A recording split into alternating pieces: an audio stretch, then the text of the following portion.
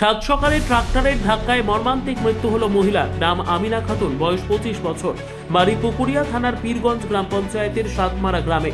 জানা গিয়েছে সোমবার সকালে স্কুটি চালিয়ে শ্বশুরবাড়ি থেকে চাঁচল থানার কাশিমপুর বাবুপাড়ার বাবার বাড়ি যাচ্ছিলেন। রতুয়া হাসপাতাল মোড়ে পেছন থেকে একটি ভুটভুটি তার স্কুটিতে সজোরে ধাক্কা মারে। সেই সময় রাস্তায় পড়ে যায়। এরপর বাহারাল থেকে রতুয়া গামী একটি ট্রাক্টর তাকে পিষ্ট করে দেয়। তার মাথায় আঘাত লাগার ফলে ঘটনাস্থলেই মৃত্যু হয়। এই ঘটনার ফলে রতুয়া বাহারাল 131A জাতীয় সড়কে কিছুক্ষণের জন্য যানজটের সৃষ্টি হয়। খবর পেয়ে ঘটনাস্থলে পৌঁছয় রতুয়া থানার পুলিশ মৃতদেহ উদ্ধার করে ময়না তদন্তের জন্য পাঠিয়েছে। এদিকে ভুটভুটি চালক ভুটভুটি নিয়ে পালাতে সক্ষম হলেও ট্রাক্টর আটক করে থানায় নিয়ে আসে পুলিশ।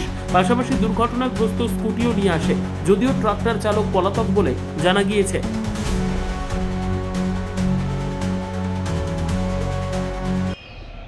বাড়ি থেকে বেরিয়েছিল তোমার 6টার দিকে। আচ্ছা, কোথায় যাচ্ছিল? বাবার বাড়ি যাচ্ছিল ভাদু। আচ্ছা, তোমার ট্রেক্টরে অ্যাক্সিডেন্ট করেছে। স্কুটি নিজে চালাচ্ছিল? হ্যাঁ, স্কুটি নিয়ে চালাচ্ছিল। মানে স্কুটিতে করে আসছিল? হ্যাঁ, স্কুটিতে করে আসছিল। আচ্ছা, কি শুনলেন না কি ঘটনাটা, কিভাবে মারা গেল? এখন তোমার স্কুটিতে টোটোতে ধাক্কা লেগে ট্রেক্টরে চাপিয়ে দিয়েছে। ট্রাক্টরে স্পট ডেথ হয়ে গেছিল? ডেট হয়ে গেছে, গাড়ির মাথার উপর দিয়ে গাড়ি গেছে।